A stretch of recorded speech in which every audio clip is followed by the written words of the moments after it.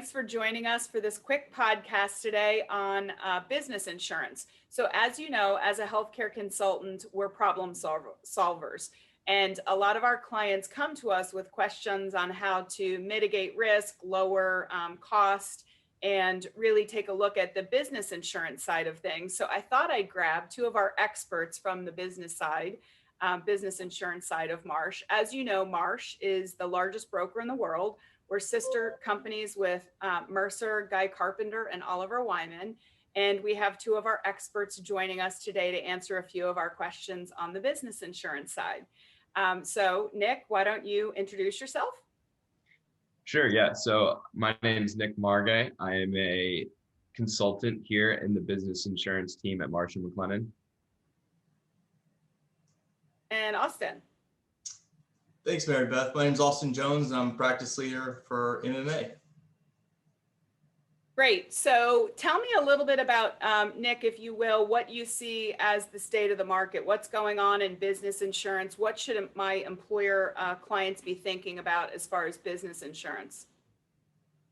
Right. So that's a big topic for us here. So similar to kind of the market for self-insuring and doing captives and lasers and seeing kind of some hard market on that side, we're seeing the effects of $22 billion disaster weather events here in 2020 alone. We saw 7 hurricanes hit the United States this past year. 3 tornadoes ravaged the Midwest. And recently in California, officials have removed the fire season and just replaced it with an all-year warning for fires, because before, when they saw it in the summer only, now we're seeing it all times of the year, even in the winter. So all of this has caused a huge effect on the insurance companies that have had to pick up the bill per se for these different losses. And just like in employee health and benefits, where you have a risk pool, the business insurance risk pool is made up of the entire United States, everywhere that our carriers cover. And, to cope with those losses, they've increased prices throughout the entire risk pool. So that's why we're seeing a quote unquote hard market, or increases for companies that haven't even had losses. We're seeing about 15% to up to, 100% for those companies who have had severe losses. And on top of that, with the current state of the economy, we're seeing the lowest federal interest rates that we've ever seen.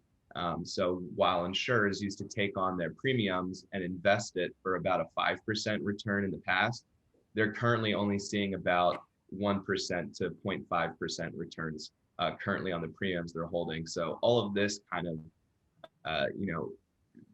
rolls comes up together. Up into the hard market. Yeah, exactly. We're actually seeing that on the health and welfare side too. So stop loss is part of our services and things that we're responsible for. And we have seen the hardening in your market. Those carriers play in the stop loss market, and they're spreading their loss across the book of business. So we're seeing increases on that as well. So Austin, tell me a little bit about what you think employers should be thinking about, going into the new year. Yeah, great question. Something that we always ask our clients and partners to consider, especially in a hard market, is that they're really exhausting all their options in terms of risk financing, certain captive solutions, and really taking a deep dive into even their current program to make sure that they're taking advantage of all the new offerings. And one thing that I think is so interesting about the risk management insurance industry is that it is a lot like healthcare in the sense that it's constantly evolving. So one thing, I probably can say working with Marsh is that we're constantly trying to push the envelope to deliver new offerings and new solutions to our clients and our business partners. Terrific. Good. So Nick, last question. How do you work with employers to lower costs, mitigate risk, lower liability? What are the things that you do in your practice that will help employers? Right. So loss prevention is probably the first thing that comes to mind for me. Obviously, we don't have a crystal ball. We can't stop a claim before it happens per se, but there are a lot of different things that we can put into place to mitigate the risks and make sure that, everything's in place should a claim happen. So that's going into making sure you have proper limits of liability, making sure that if a claim comes that you're going to be totally covered, making sure that, we take a holistic approach to your business and doing an analysis of all your different services that you offer, to make sure that your program is in line with all of your different operations.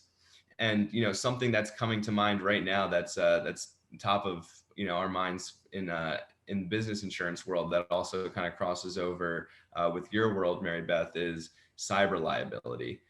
So right now in 2020, we've seen the worst ransomware attacks we've ever seen. There were 51% of all businesses in the United States were targeted and affected by ransomware in some form or another, whether that be phishing emails or some sort of hack, which is an incredible amount of companies and businesses that we've seen affected. And the results of these hacks come in the form of millions and millions of dollars in ransomware being paid out. The worst we've seen this year, the number one target was Garmin watches, actually, because they track the health information of all the people who use their watch.